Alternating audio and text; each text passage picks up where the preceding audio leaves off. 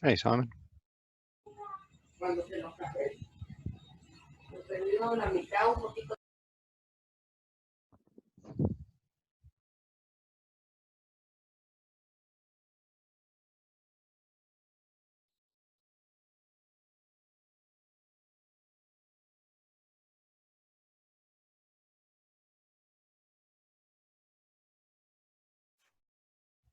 There's Rose.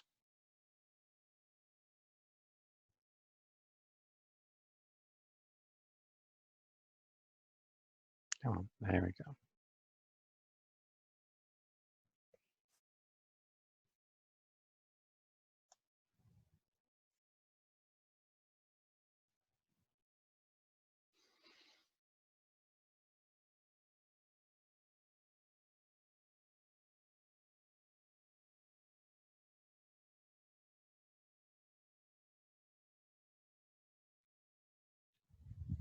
All right, everybody ready?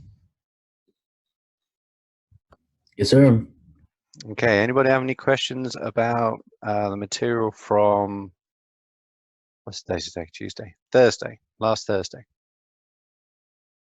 I had a question about histone methylation and acetylation.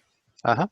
I just wanted to know if it's correct to say that when histones are heavily methylated, they're considered heterochromatin, and then vice versa, when they're acetylated, they're considered euchromatin.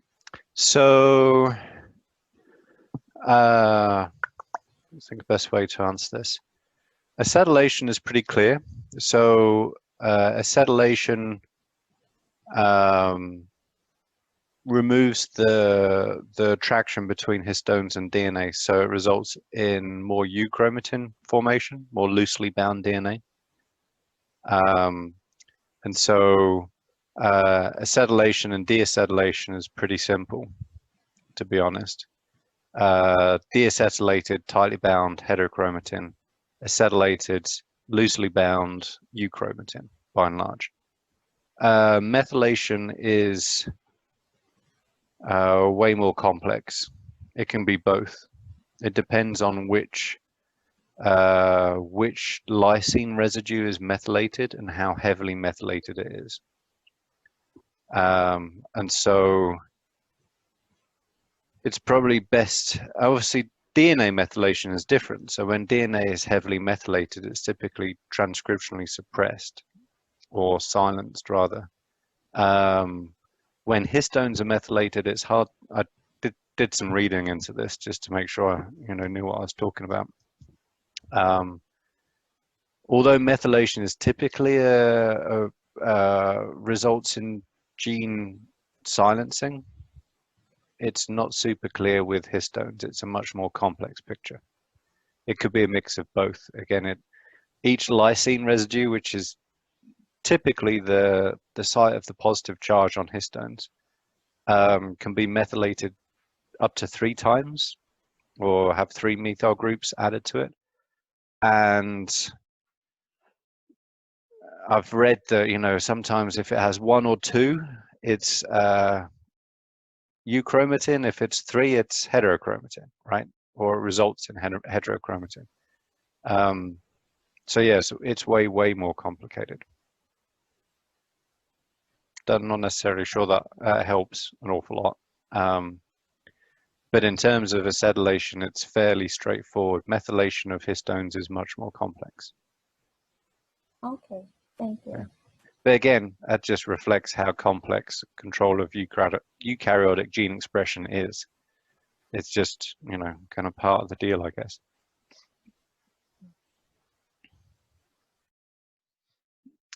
Any other questions?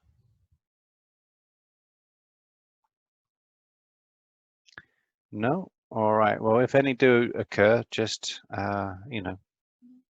ask. Okay, so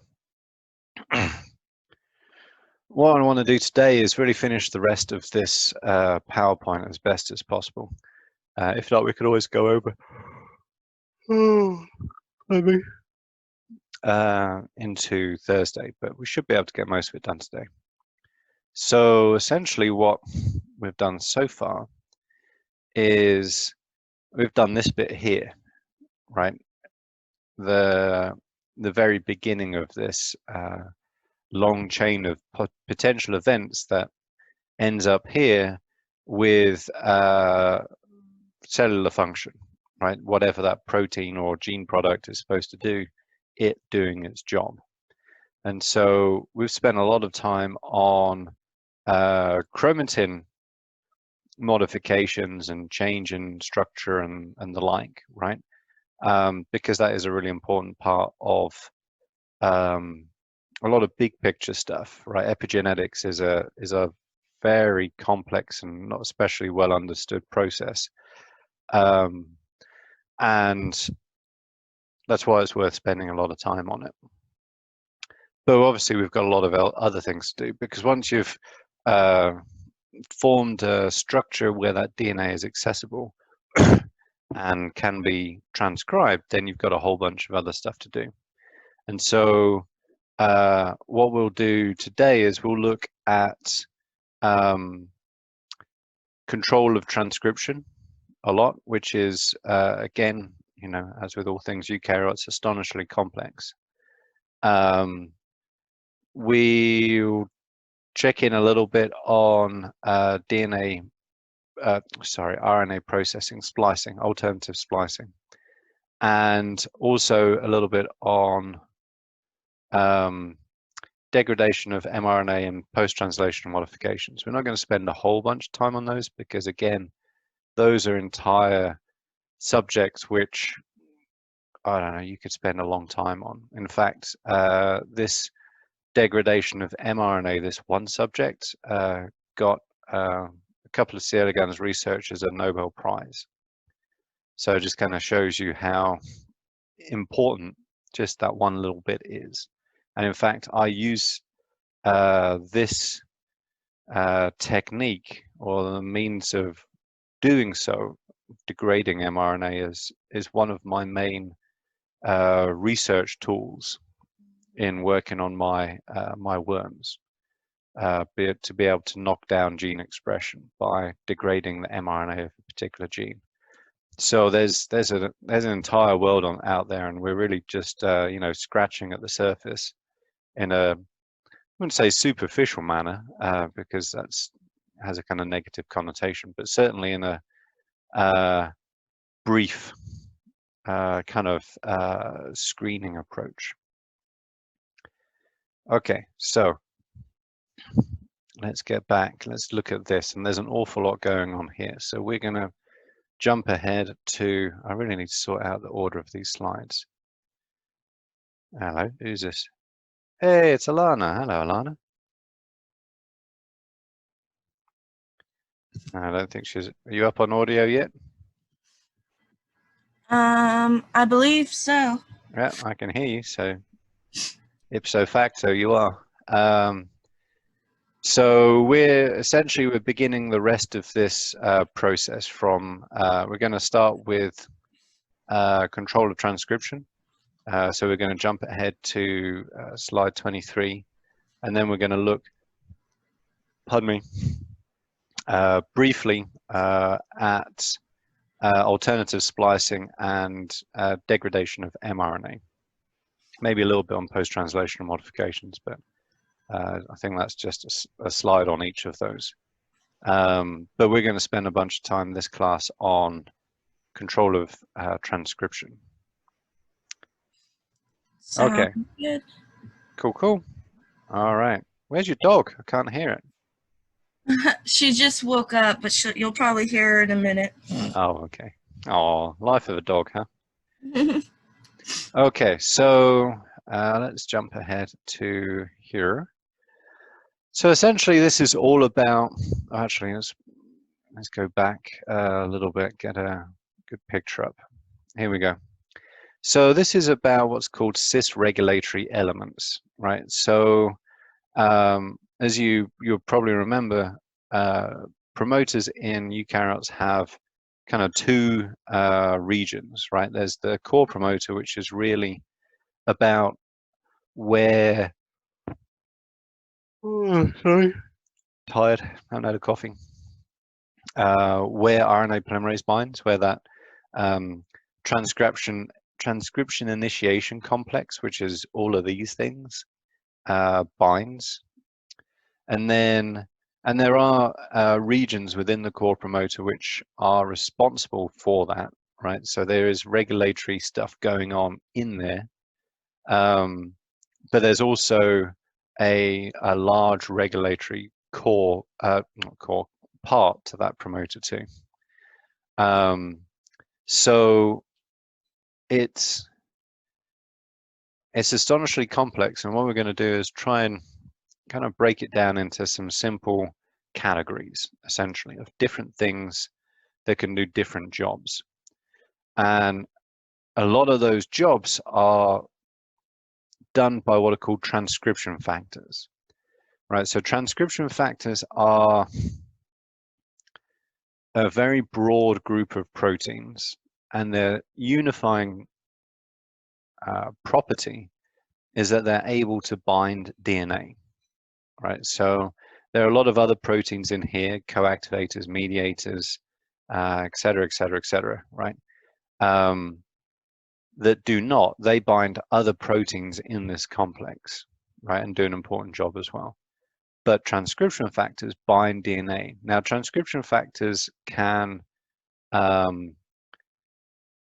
on gene expression by recruiting this initiation complex or helping it form or stabilizing it or all sorts of stuff. They can turn on gene expression by activating transcription, and they can also turn off gene expression, right, by preventing this process, right? So the fact that they're called transcription factors doesn't really imply a particular a specific role, right?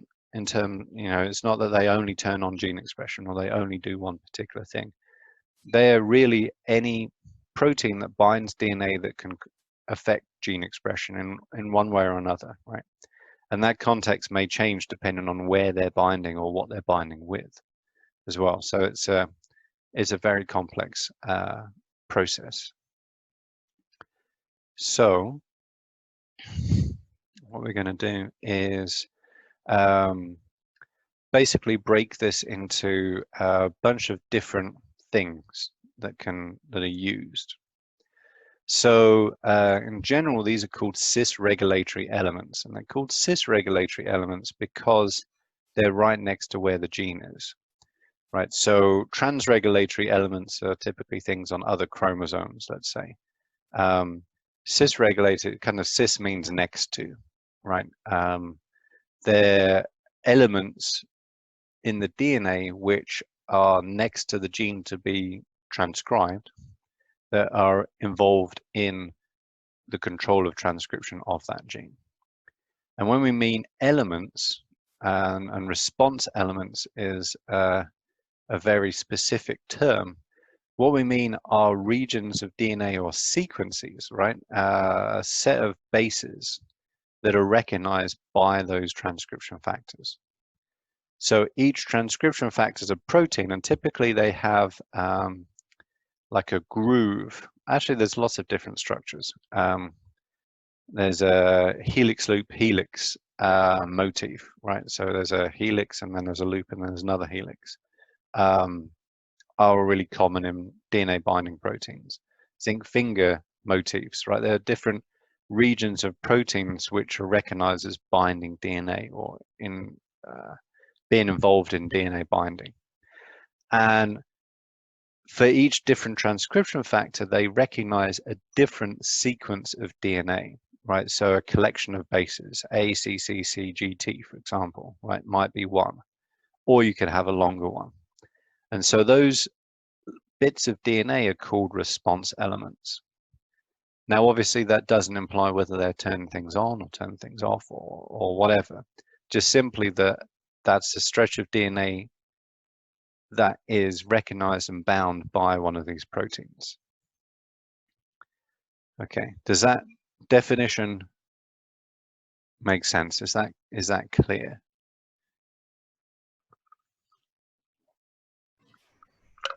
I think it's pretty clear. Okay, and it's worth bearing in mind as well because, and this is why I'm spending some time on it, because there's lots of different ways in which these proteins can affect gene expression, right? Mhm. And also one of the key things is this one down here, this description of a response element. So in bacteria, gene expression is coordinated simply by lumping all those genes together into one operon. So if you want to metabolize, make tryptophan, for example, with the trip operon, all of the metabolism genes are together in that operon. Eukaryotes, we don't have that system, but we still have the need to coordinate expression of multiple genes. For example, if I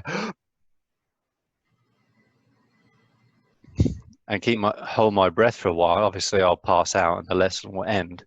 But as part of that, I will have a coordinated expression of what's called hypoxia-inducible genes.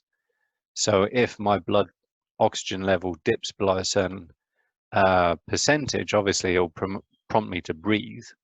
But in particular parts of my tissues, there'll be a transcription factor called a HIF, a hypoxia-inducible factor, and that protein or those proteins, right, because there's multiple copies of them, will bind to every single gene that has a HIF response element.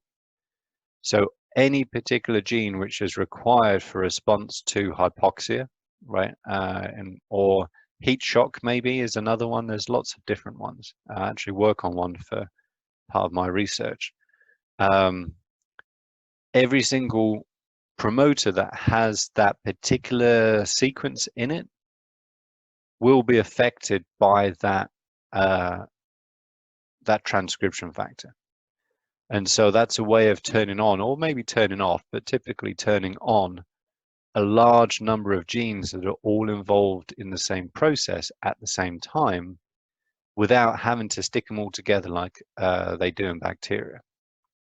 So these response elements are actually a really crucial part of this coordinated response. Like you can imagine in infection, for example, right? There's a lot of different things that need to be done when you discover a pathogen, right? Say you're a B cell or a T cell.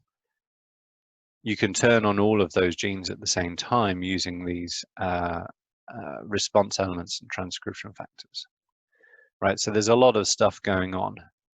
And one of the key things is that these cis-regulatory elements are modular. So essentially this is just 3 different genes. SV40 is a virus, I think, yeah, from memory.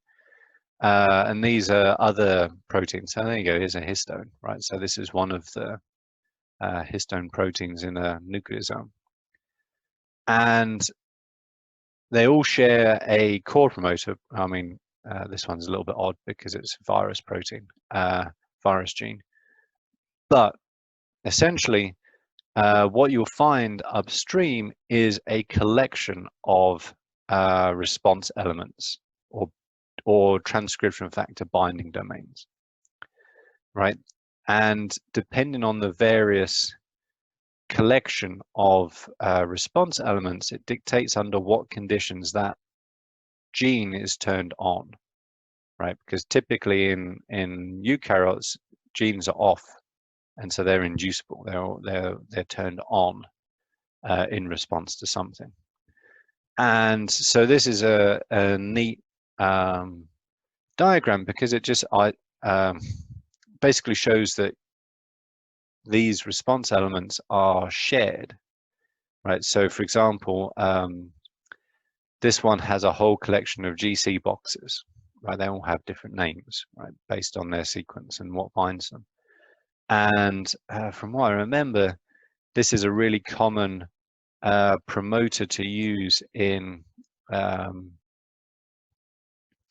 expressing high levels of recombinant protein. So like in a cell line, if you want to make a lot of insulin, for example, synthetically, in cell culture, you'd almost certainly use this one of a promoter similar to this or this one to do so, because this expresses a lot, right? So this is, and this is very common with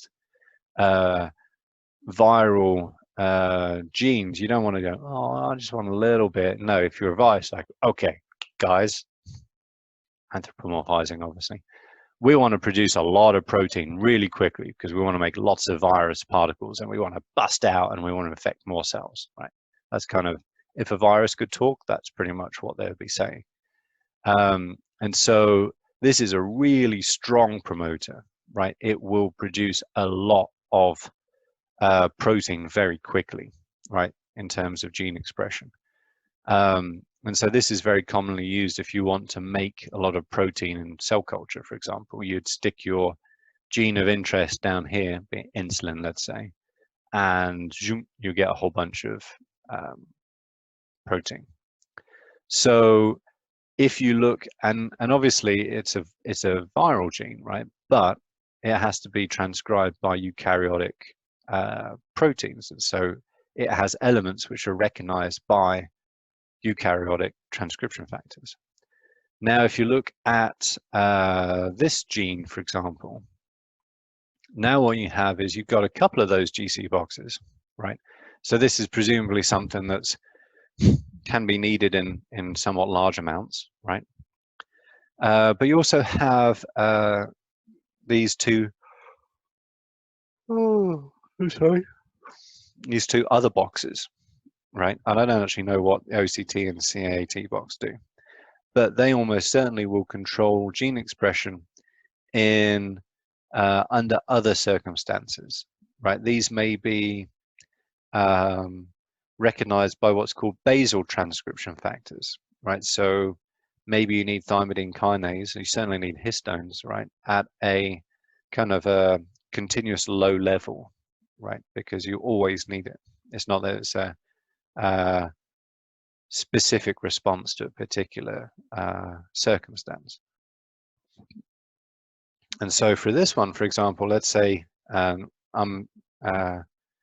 this is conjecture, right? I don't know for sure because I don't know exactly what these different boxes do. But I do know what SV40 does. So you could make a educated guess just by looking at this and saying, okay, well, this one is probably expressed at basal levels, but it contains a couple of these GC boxes which are involved in gangbusters gene expression.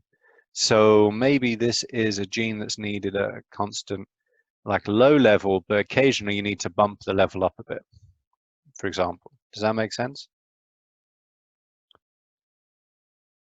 Hopefully. Whereas this one, for example, you never need like enormous amounts of histones, other than obviously in DNA replication. But you can kind of prepare ahead of time for that.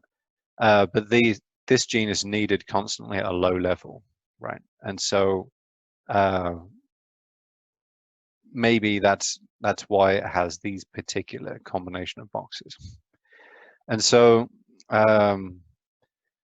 this is actually a really interesting aspect of biology and also evolution, right? Because, oh, I'm sorry, I haven't been sleeping very well. I need to have a snoring dog next to me is what I need. That will help. These are small sequence bits of DNA, right? I'm not entirely sure how long. Trying to think, probably in the 10s to 20 base pairs long, really not very long, really pretty tiny, typically speaking. So if essentially what happened, and remember if we were talking about transposons and things like that, so if a transposon in the process of transposition creates one of these small sequences, or moves it with it, like brings it with it as part of the DNA that it has as part of the transposon,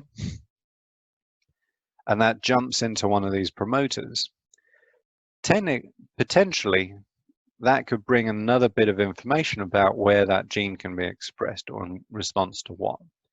And so it's thought that a lot of evolution of new traits, let's say, so butterfly wing spots is a classic example, resulted from new response elements, right? New GC boxes or whatever, being brought into a regulatory promoter and changing where and when that gene is expressed. And so one of the genes involved in butterfly eye spots is actually an eye pigment gene. It's one of the things that's involved in the color of butterfly eyes. Yeah, and they do have colors, believe me. I mean, they have lots of eyes.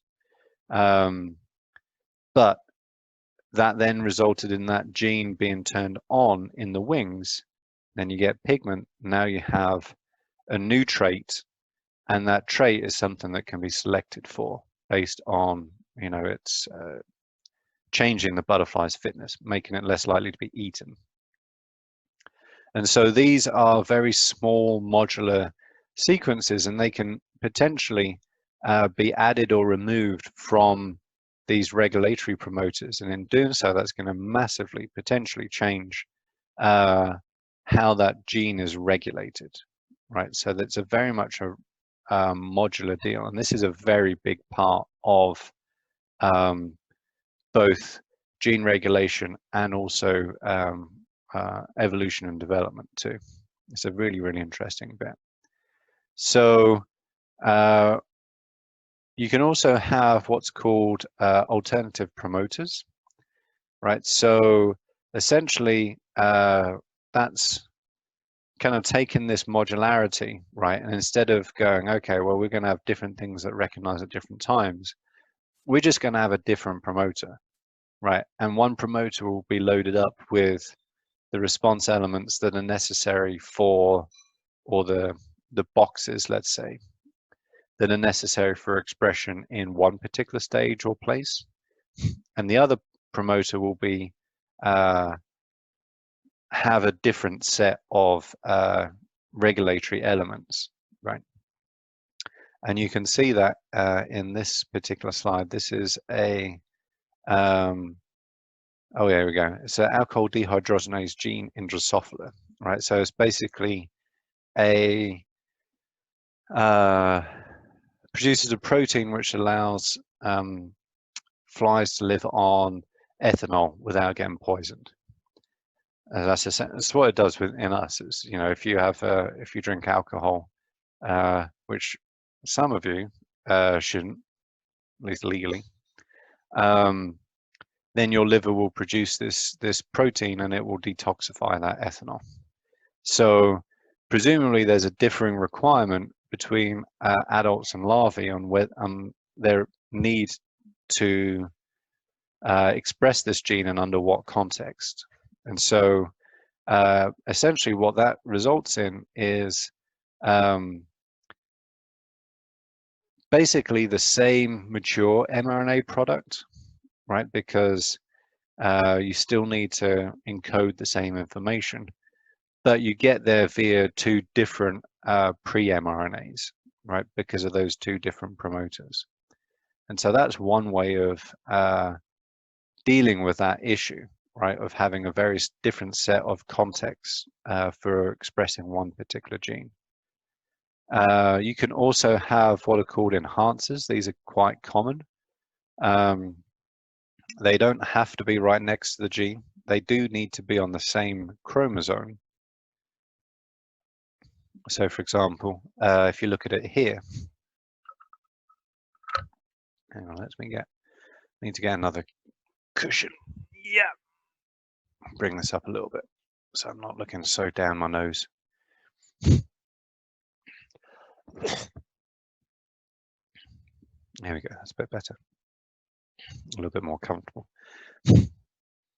Okay, so these enhancer regions are basically what bind transcription factors, which are called transcriptional activated proteins. And so these are typically the proteins that give the transcription complex its kick to start transcription. Pardon me.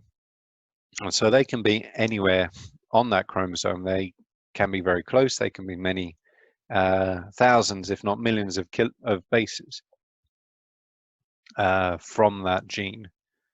Let's go back here, right? And essentially, there's two different, kind of bouncing around a bit. I'm sorry. There's two different processes that really happen in transcription and transcriptional regulation.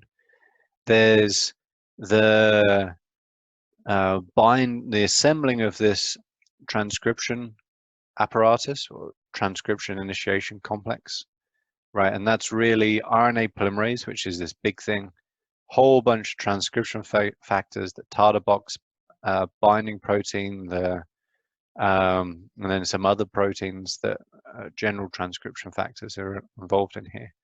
So one part of transcription is recruiting and stabilizing this complex, right? So you need to be able to basically like stick up your hands and go, okay, kind of down here, and kind of wave that initiation complex down to that particular bit of DNA, right? And that's done in large part by transcription factors binding regions in this core promoter.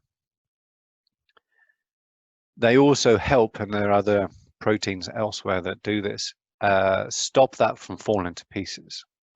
So that transcription initiation complex is a large group of proteins all kind of stuck together, and it can fall apart, right? So one of the jobs of transcription factors is to kind of stabilize that and kind of keep it bound to DNA so it doesn't fall off. But then the second part, right, and that's really the first part, is the recruiting and binding and stabilizing of that initiation complex. The second part is activating that complex. And that's really what these transcriptional activator proteins do. And they do so by binding to these enhancers, right? And again, they can be, you know, next to or far from that particular gene. And they then interact with this transcription initiation complex via other proteins.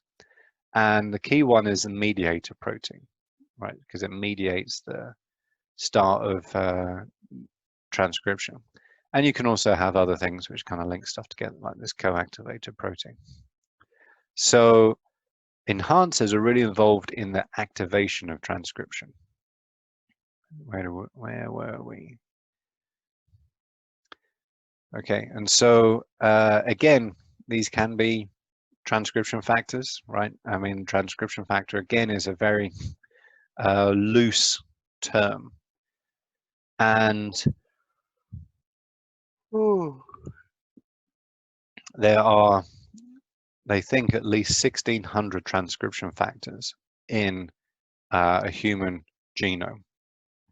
So we're not talking about, you know, tens or hundreds, we're talking about thousands of these things that are able to bind DNA and control gene expression.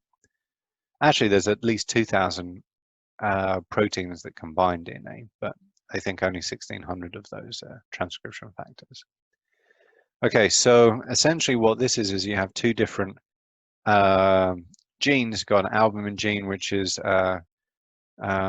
makes a particular protein in particularly in livers, and we've got a crystalline gene, which is a very funky protein which you find in the lens of your eye. It results in your lens being clear. So when you begin development, your lens is a collection of cells, kind of like so. Oops, where are we? Like that, with a line down the middle and a whole bunch of cells, like kind of front and back in your lens. And crystalline is involved in clearing that out and producing a very optically clear structure. It's a real curious protein. Anyway, you don't need eye proteins expressed in your liver, and you certainly don't want liver proteins expressed in your eyes. but you do want eye proteins expressed in your eyes, right? So how do you restrict gene expression to the right place, but ensure that it occurs in the right place? And so enhancers, or these transcription factors, are a really important part of that. And so this is really what explains here, right? So the same gene is present in each cell because it has the same copy of the genome as every cell does. But the reason why only one gene is expressed in one cell and not another is because of the presence of those activators. And so they give them different shapes and stuff, right? And there are potentially some activators shared between those genes, but you need typically all of them for this process to occur. And so even though you look at the gray blob, right, and you look at the schematic up here, right, there is one enhancer or control element that's shared between these two genes. But there are two which are very different. And even more so, they overlap as well. Right, so anyway, what that basically means is that in the liver cell, you have all three of those activators present. And so you get expression of albumin. You only have one of the three activators present for the expression of crystalline, so that even though almost certainly you would get some RNA polymerase in the transcription initiation complex assemble here, it both wouldn't be stable and it wouldn't be activated. So you don't get expression of crystalline in the liver. Vice versa, in the eye cell, you have, again, one of the activators present for albumin, but not the other two. But you have all three available for expression of crystalline. Right, so this is really just looking at one aspect of gene expression. It's really the role of those enhancers. But it's a really nice way of showing how you can have both genes present. And obviously you have all genes present, right, in every single cell. But you have a very specific pattern of expression result, right? Now, one of the issues with this, however, right, is that these genes are not, you don't have one gene per chromosome, you have thousands. And there's the issue that these enhancer regions are all over the place, right? And so one worry, well, again, making this a human kind of biased view, but one issue, let's say, is that the enhancers for one gene, there'll be sufficient of them binding to another gene to initiate gene expression, right? Or to activate expression when it shouldn't happen. Because all those genes are pointing in different directions, they're not necessarily overlapping, but there's lots of them in a certain space. And so if you think those enhancers could be anywhere along that chromosome, and you have all of these different genes packed in there, there's the risk that you get an inadvertent activation of expression of the wrong gene. And so one way of stopping that is with what's called insulator proteins. And so what insulator proteins is kind of essentially what it sounds like. They insulate a gene from the effects of the enhancers that are bound to regions elsewhere in the genome, right? So I kind of think about them as bookends, essentially, right? So kind of like this gene from here, this gene from there. And so if this is a real nice diagram, which basically kind of shows you essentially what that's all about, right? This enhancer, when an activated protein is bound to it, can activate expression of both gene A and gene B, and vice versa if it's bound here. That can also, even though it's its role is to activate expression of gene B, let's say, it can also activate expression in gene A. And so you don't want that to happen, at least if these two genes are not linked in some way in terms of function. And so the way to stop that is with this insulator protein. And what that does typically is it prevents the DNA from binding, not binding, bending, there, one letter wrong. And so bending around that DNA so that that enhancer, pretty much as you see up here, right, this DNA has to bend. And so if you want to stop that DNA from bending, essentially you put in another protein in that insulator, and that stops that DNA from bending around so that those activator proteins can't reach that transcription initiation complex. Another add-on to that is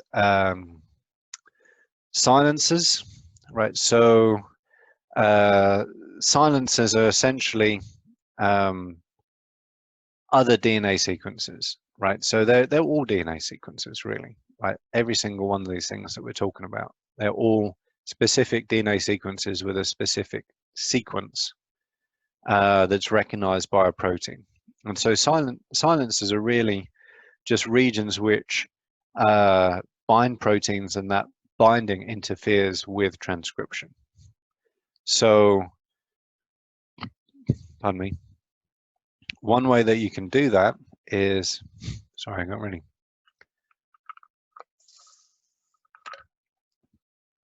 speaking non-stop is challenging. For example, here, right, so for this gene to be expressed, you need, let's say, these two enhancers binding, right? And so if you have another short sequence here, let's say, that results in a protein being bound to it, that will prevent this enhancer from binding. And in doing so, it will stop that gene from being transcribed. Sorry, just got to blow my nose.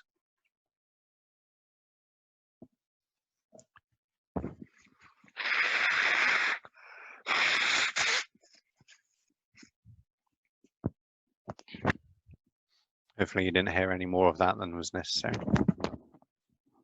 Here we go. All right, and so essentially what they do is they interfere with this process, right? They can also be sites within the core promoter, right? So when those proteins are bound, this transcription initiation complex can't bind. They can also be other regions in this regulatory promoter, right? And so let's say, and these can overlap, right? Because it's just DNA sequence, right? So you can have a, let's say a GC box, you might also have a silencer which is overlaps that slightly. So if that silencer is able to recruit a transcription factor that will recognize it, it can prevent the binding of a transcription factor that recognizes the GC box.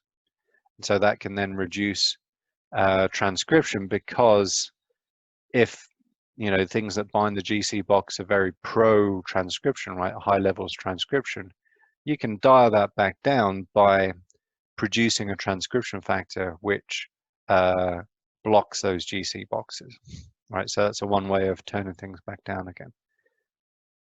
And transcription factors are proteins, right? So one thing that really bears stressing is that transcription factors are also produced from genes. They are also controlled in the level of expression of that transcription factor gene. So it's kind of trippy to think about, because you've got transcription factors that bind these response elements and these boxes.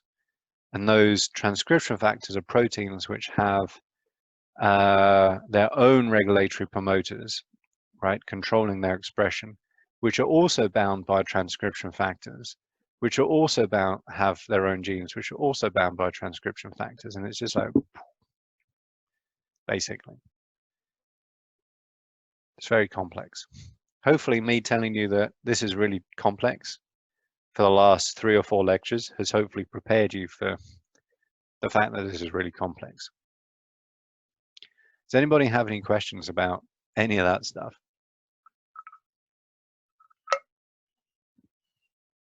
And I think we have a nice, oh yeah, that's something a little bit else. That's large-scale coordinated response to hormones involving chromatin formation. Okay, anybody got any questions about enhancers, silencers, or insulators, or even these response elements?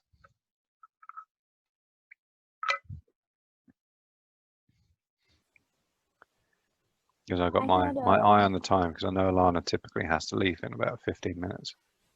I had a question. What's the difference necessarily? Rose, you're going to have to speak up a touch, a little faint. Oh, okay. I had a question. What's the difference between a silencer and an inhibitor? Because I mean, they both stop. An insulator or an inhibitor? An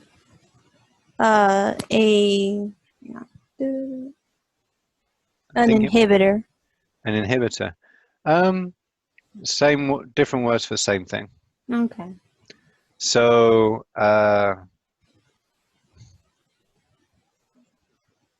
yeah, I mean, I think the language is a little bit different from bacteria. Typically, we talk there about repressors, co-repressors. Some of that language does also apply to eukaryotes too.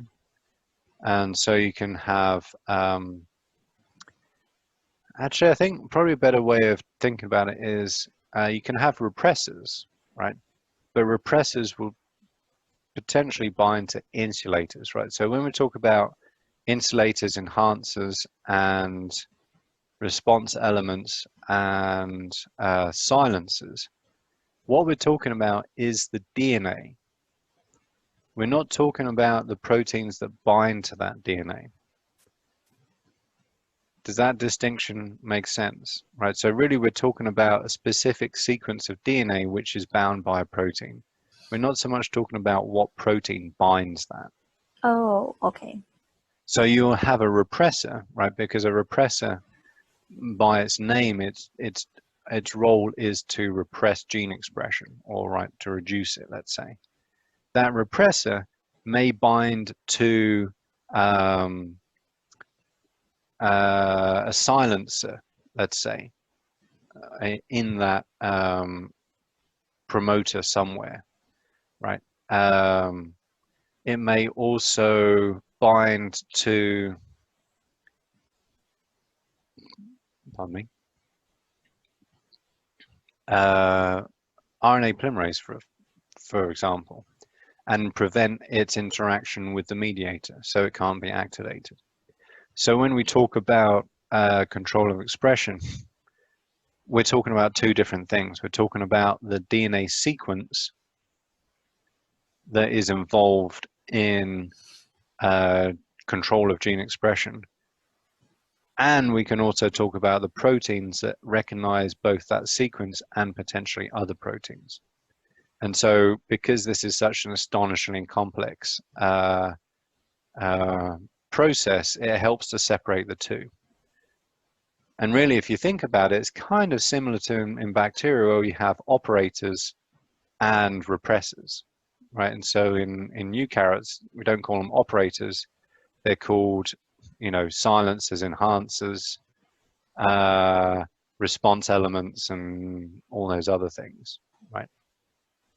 And then the other category is what proteins bind to those. And so transcription factors is a very broad category, which really only tells you that that's a protein that binds DNA and has a role in control of gene expression. It doesn't tell you what they're binding, right? In fact, it's really hard to figure out what they bind, because trying to work it out from their protein sequence is difficult. But they could be acting in one cell as an enhancer, right, to activate transcription, and potentially in another context as a inhibitor, right, or a repressor. It just really very much depends on, you know, all the other things that are going on. Maybe in some cases you can even have transcription factors that in one conformation act as activators, and in another conformation act as repressors, depending on either the binding of a co-repressor or even condition. You know, how cellular conditions affect their, you know, their shape and their structure. So yeah, it's very complex. But really, it helps to kind of keep those two things kind of somewhat separated in your mind. You know, what's the motif? What's the sequence in the DNA that drives function? Enhancers, insulators, silencers, response elements, right? And response elements are, they kind of can be enhancers. They can be just something in the core promoter, right? It's a little bit more varied.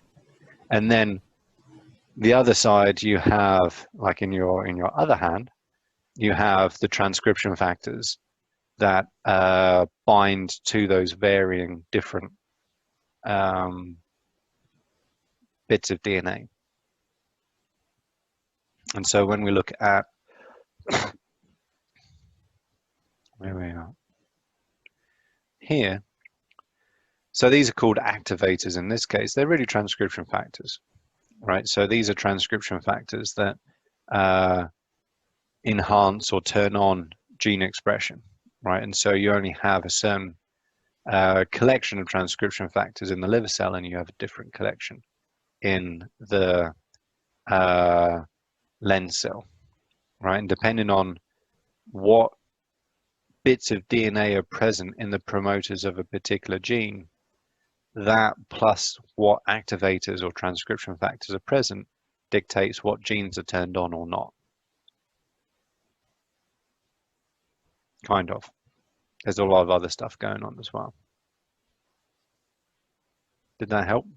Yes, I Good. think so.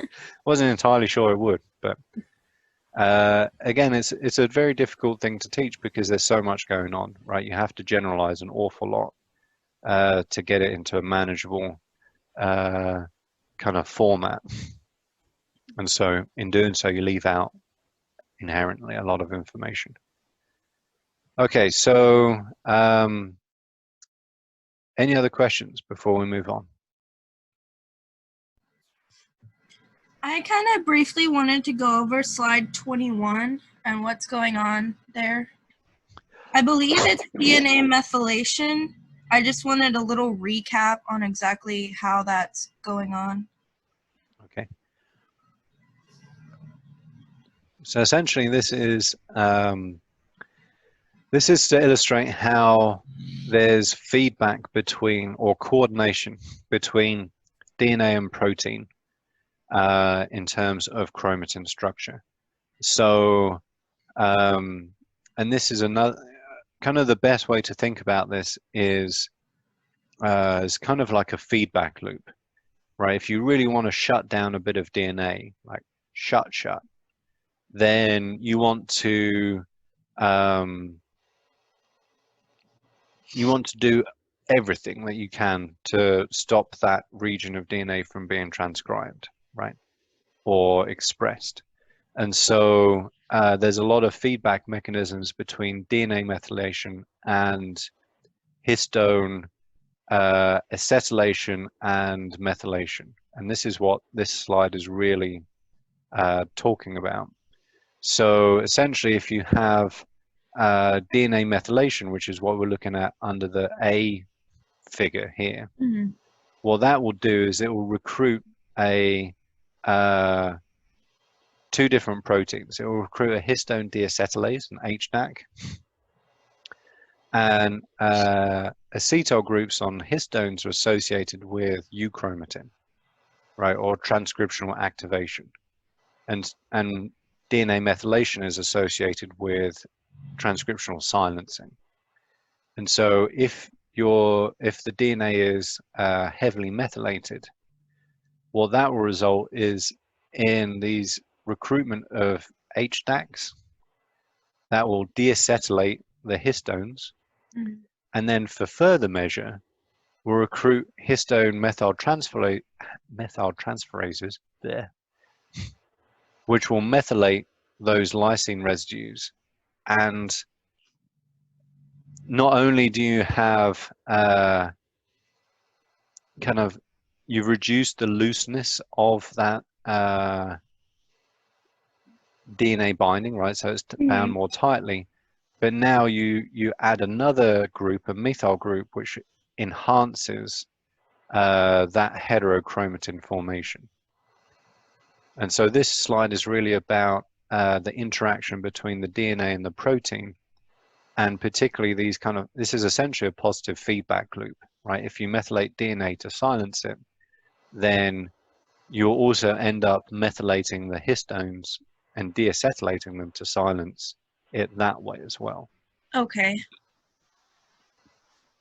And presumably it works the other direction too. I don't actually know, but it certainly does work in this direction. Okay, that makes sense. Cool. Okay, Alana, how are you doing for time? Do you need to leave soon? I have another meeting at 10:30, so Okay, I can cool. sit We for should be a good. couple minutes. So what I want to do ever so quickly is, right, we've done a lot on this, right? But there's, as you can see, an awful lot of other steps in which you can control really the output, right? Because essentially what we care about is not how much mRNA is produced, not how much protein is produced. What we could care about is how much active protein do we have where it can do its job, right? That's really the outcome that matters. And as you can see, there's an awful lot of steps in between those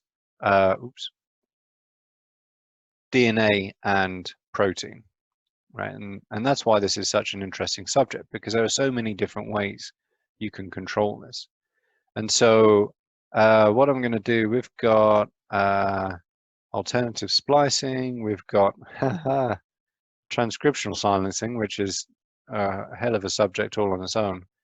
And very briefly, we'll talk about post-translational modifications.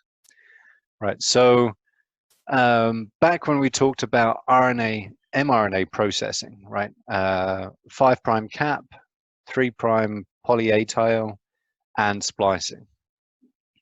So the cap and the tail are very obvious about what they do. They are involved in stability and translation, essentially, and there's control of translation too, which we're not really going to touch on. But splicing also, one thing you may think is like, well, why go to all that effort to make a bunch of mRNA and then cut it out and destroy it because you don't need it, right? So we don't actually know all the answers to that. But one answer is by having these introns, what you're now able to do is pick and choose different parts of the protein that you make.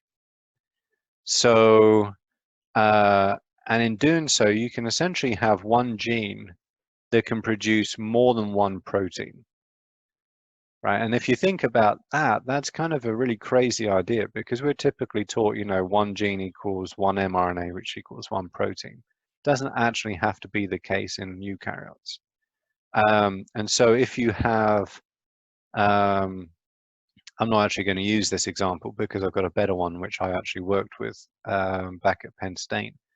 I worked on a gene called PNC1, which is involved in recycling or salvage of NAD+, right? You can remember NAD+ from cellular respiration, right? It's NAD plus goes to NADH, NADH takes electrons to electron transport chain, stuff like that, right? NAD plus is also used as a substrate. It's used to do other things. And so this, the gene that I was worked on was involved in turning that product back into NAD plus, right? So that cells didn't run out. And this gene had at least 3 different what are called isoforms, 3 different proteins, and each of those proteins had a different role.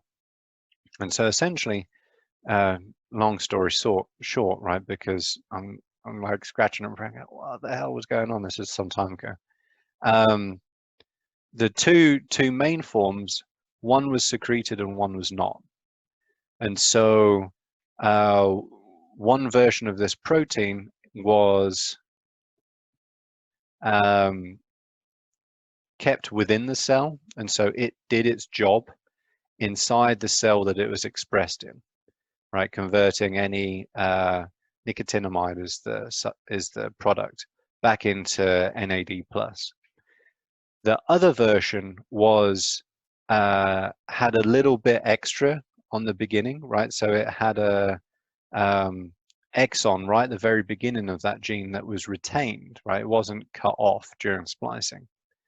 And that little bit of polypeptide sequence contained a signal for export. And so that version of the gene, that version of the protein, still had the same like catalytic part, like the enzyme part, but now it had a little bit extra on the beginning that targeted it to the basically to the Golgi body, and then for export outside of the cell, right? So its role was just to kind of float around in the extracellular fluid, doing its job of producing NAD plus, right? So it's actually turned out to be an extraordinarily complex gene. It's expressed in like lots of really weird different places, but it has its effects lots of other places. And one way that it does that is by having a second form, which can then be exported out of the cell and then travel to other parts of the worm body to do its job, all from one single gene, right? And so the way it can do that is by essentially, when it's produced, depending on need, presumably, we don't actually understand how this is controlled, that exon, which is exon 1A, can be retained, or it can be spliced out. So that will then produce 2 different proteins from the same pre-mRNA transcript. Actually, it's even more complicated than that, because there are 2 promoters as well. So it's a really good example of an astonishingly complex gene. But the end result is that you can end up with more than one form of the same protein, which may have different affinities in this example for substrate. It may have, or signal, it may have different catalytic abilities. It may also have, in the case of the gene that I worked on, different signals to tell it to go to different places. So it does the same job, but it does it in different places depending on which exon is spliced out, right? So this is another way of getting, you know, an increase in complexity, right? And so hopefully what you can get from this in general is that really there's an awful lot more you can do in eukaryotes in terms of gene expression than there is in prokaryotes. Okay, so essentially that's this RNA processing part, but also hopefully I've primed you over the last few weeks to thinking about, it's not just how much mRNA is produced, but it's also how long that mRNA hangs around for. Because if that mRNA hangs around forever, it will be translated forever, right? And so if you want to control the level of expression of a gene, it's not just about turning the gene on, it's also about turning it off, right? And that's not just talking about turning on and off transcription. It's also talking about dealing with the mRNA that's produced after transcription has occurred, but before, well, so that that transcript doesn't get translated. And that's a whole nother rabbit hole. It really is. It's astonishing, right? And so what this is all about, this is a process called RNA silencing, right? And I'm not going to be able to do this truly justice because it's just one slide, but it's also a fairly complex process. But what I want you to get from this is that there are other genes, right, which don't encode proteins, they encode RNAs. And those RNAs can recognize other RNAs.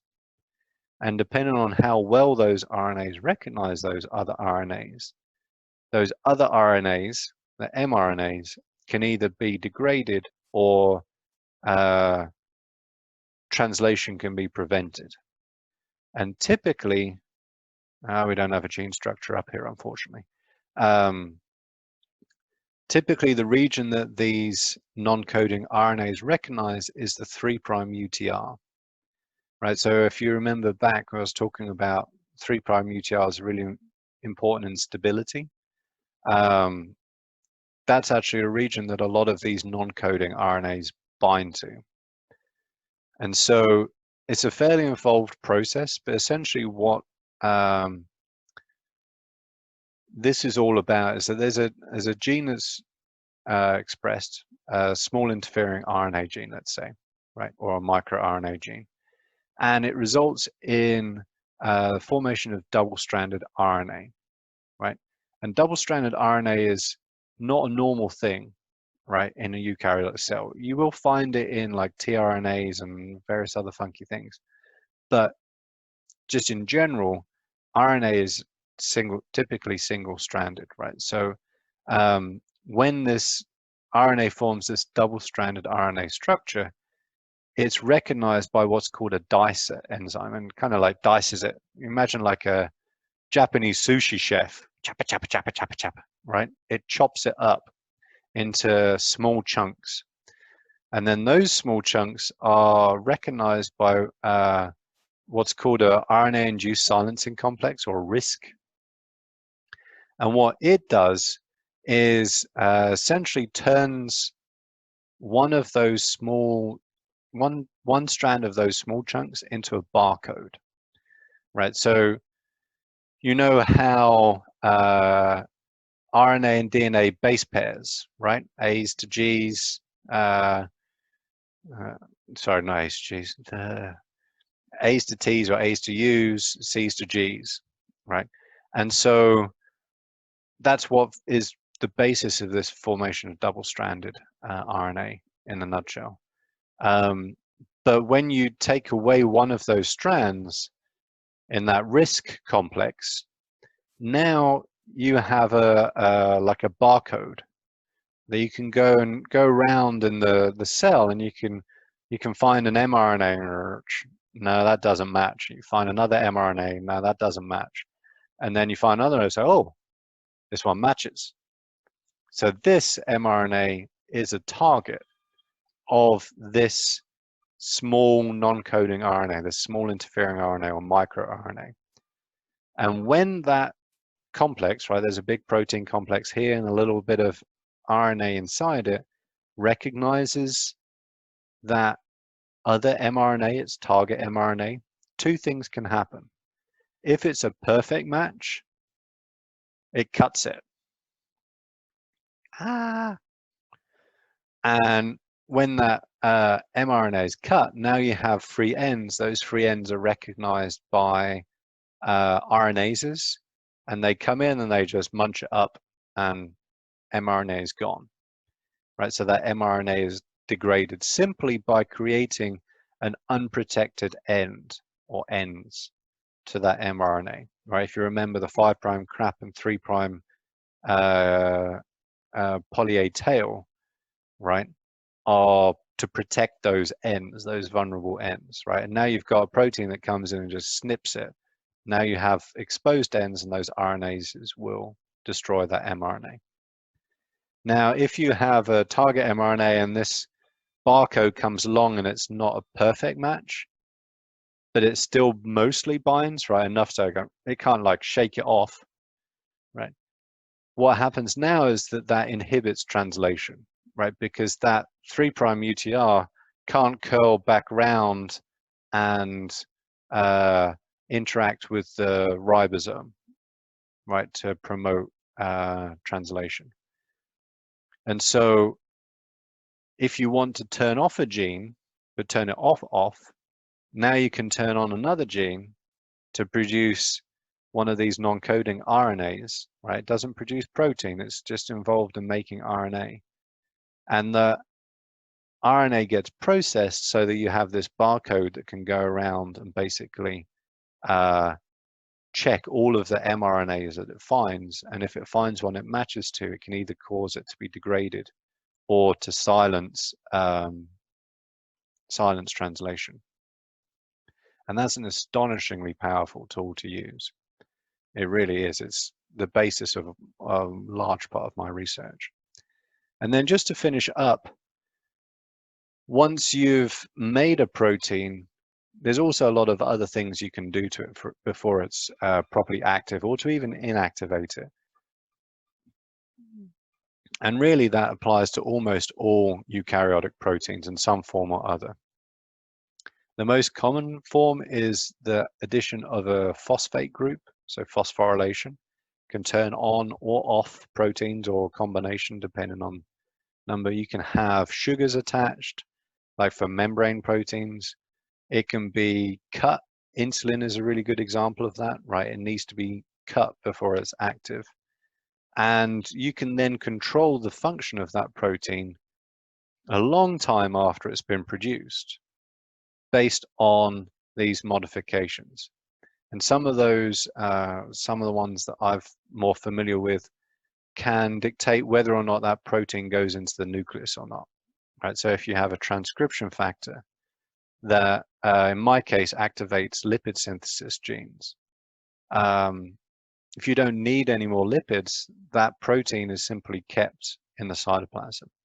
As soon as lipid levels drop, that protein gets cut, and now it's free to move around. It's no longer tethered, essentially, in the cytoplasm. It's free to move, and it now goes into the nucleus and activates gene expression as a transcription factor, right? So there's all of these things all kind of tied together, and the output, right, of this one gene producing this one protein is the sum of all of those different things, right? And so hopefully now you can get a sense of how you can get that astonishing complexity of one protein being expressed just in this particular cell, but not this one at this time in response to this, and so on and so forth, through all of these different dials and levers and knobs and, you know, just different ways of modifying the output, right, of that system, because the protein at the end is really what you care about. All right, Alana, I think I managed to get it all done in time. Not much time for questions, but if you have any, email me them or save them for next lesson on Thursday. Alrighty, thank you so much. Have a good day. No worries. Thank you. Have a good one. You too. Rose, you have any questions that pop to mind, or you want to save them for Thursday? I haven't had any yet, but I'll probably have some on Thursday. Cool beans. All right. Well, enjoy the rest of your day and see you all on Thursday.